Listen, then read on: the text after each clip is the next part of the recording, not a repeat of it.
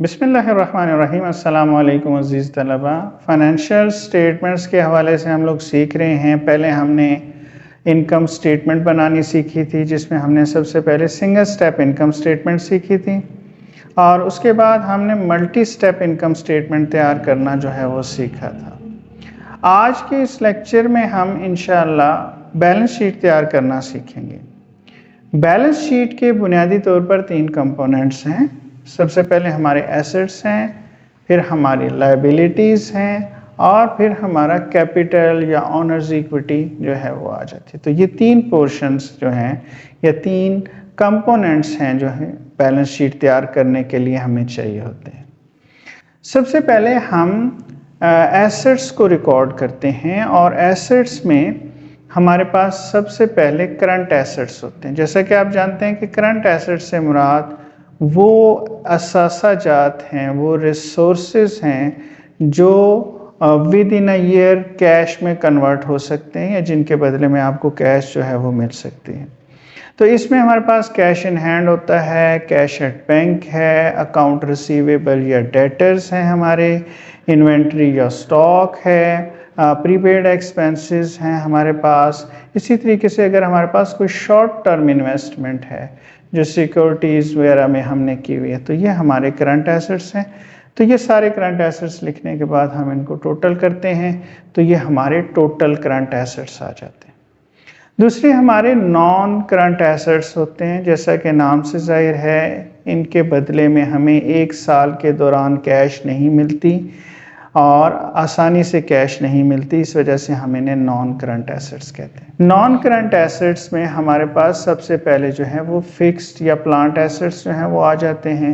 इन्हें जो है वो PPEs भी कहा जाता है, यानी कि प्रॉपर्टी प्लांट एंड इक्विपमेंट। तो ये बेसिकली टेंजिबल एसेट्स हैं जिसमें हम land and building, furniture and fittings, plant and machinery, equipments जो हमारे हैं, ये हमारी जो है फिक्स्ड टेंजिबल एसेट्स जो हैं वो कहलाते हैं और इनको हम लिखते हैं और टोटल कर लेते हैं। तो ये हमारे टोटल नॉन करंट एसेट्स जो हैं वो आ जाते हैं। अच्छा, इसमें बाज़ औक़ात हमारे पास कुछ इनटेंजिबल एसेट्स भी होते हैं जो फिज़िकली एग्जिस्ट नहीं कर रहे होते, लेकिन वो आपके रिसोर्सेज हैं, जैसे गुडविल है, ट्रेडमार्क है, कॉपीराइट्स हैं, पेटेंट्स हैं। तो ये अगर आपके पास होते हैं तो इन्हें आप यहाँ पे नीचे शो करते हैं नॉन करंट एसेट्स में ही इनटेंजिबल एसेट्स की हेडिंग बनाकर। तो बहरहाल ये हमारे नॉन करंट एसेट्स हो गए। तो टोटल करंट एसेट्स और टोटल नॉन करंट एसेट्स को हम जब जमा करेंगे तो ये हमारे टोटल एसेट्स जो हैं वो कहलाते हैं। इसके बाद हमारी बैलेंस शीट की दूसरी साइड आ जाती है, जिसमें सबसे पहले हम लायबिलिटीज़ को शो करते हैं। तो एसेट्स की तरह लायबिलिटीज़ की भी 2 टाइप्स हैं हमारे पास, करंट लायबिलिटीज़, उसी तरह वो अमाउंट्स हैं जो आपने 1 साल के दौरान अदा करनी है, पे करनी है, तो ये आपकी करंट लायबिलिटीज़ कहलाती हैं। इसमें आपके अकाउंट पेबल या क्रेडिटर्स आ जाते हैं, नोट्स पेबल आ जाते हैं, आपके आउटस्टैंडिंग एक्सपेंसेस आ जाती हैं, आपकी अनअर्न्ड रेवेन्यूज़ आ जाती हैं। तो ये आपकी करंट लायबिलिटीज़ हो जाती है। तो इनको जमा कर लेंगे तो ये आपकी टोटल करंट लायबिलिटीज़ जो हैं वो कहलाएंगी। फिर हमारे लॉन्ग टर्म डेट्स या लॉन्ग टर्म लायबिलिटीज़ या नॉन करंट लायबिलिटीज़ आ जाती हैं, जिनकी अदायगी आपने एक लंबे अरसे के बाद करनी होती हैं। इसमें आपने जो लॉन्ग टर्म डेट्स बैंक्स वगैरह से लिए हुए हैं, 5 साल के कर्ज़े, 7 साल के कर्ज़े, तो वो आपके आ जाते हैं, वो आपने यहाँ पे रिकॉर्ड करने होते हैं। इसमें आप मॉर्गेज भी रिकॉर्ड करते हैं क्योंकि वो भी एक लंबे अरसे का कर्ज़ा है। तो ये आपके लॉन्ग टर्म डेट्स या लॉन्ग टर्म लायबिलिटीज़ आ जाती हैं।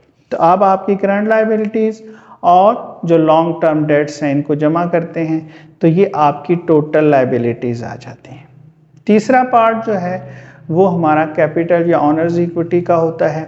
सोल प्रोप्राइटरशिप में और पार्टनरशिप में ये सिर्फ कैपिटल ही होता है, क्योंकि उसमें हम प्रॉफिट जो है वो डायरेक्टली कैपिटल में जमा कर देते हैं या एडजस्ट कर देते हैं। लेकिन अगर कॉरपोरेशन या कंपनी है तो उस सूरत में हमारे पास कैपिटल के साथ साथ जो शेयर होल्डर की इक्विटी है उसके साथ साथ हमारे पास जो है वो रिटेन्ड अर्निंग भी आ जाती है। ये बेसिकली प्रॉफिट के वो हिस्सा होता है जो डिस्ट्रीब्यूट नहीं किया जाता और कंपनी के पास मौजूद रहता है। तो यहाँ पर हमारे पास कैपिटल और रिटेन्ड अर्निंग आ गई, तो इसको सम अप कर लेंगे हम। और फिर टोटल करंट जो टोटल लायबिलिटीज़ आई हैं उसमें हम ये कैपिटल का हिस्सा जमा करेंगे, तो ये हमारे जो है वो टोटल जो है लायबिलिटीज़ प्लस कैपिटल आ जाएगा। अब टोटल एसेट्स हमेशा बराबर होंगे जो हमारी लायबिलिटीज़ प्लस कैपिटल है। तो बैलेंस शीट की दोनों साइड्स इक्वल होती हैं, तो इसी वजह से भी हम इसे बैलेंस शीट का नाम देते हैं। तो उम्मीद है कि बैलेंस शीट के कंपोनेंट्स के हवाले से आपको बात समझ में आ गई होगी, और नेक्स्ट लेक्चर में हम इंशाल्लाह एक बैलेंस शीट तैयार भी करेंगे ताकि हमें समझ में आ जाए कि किस तरह से प्रॉपरली बैलेंस शीट जो है वो तैयार की जाती है।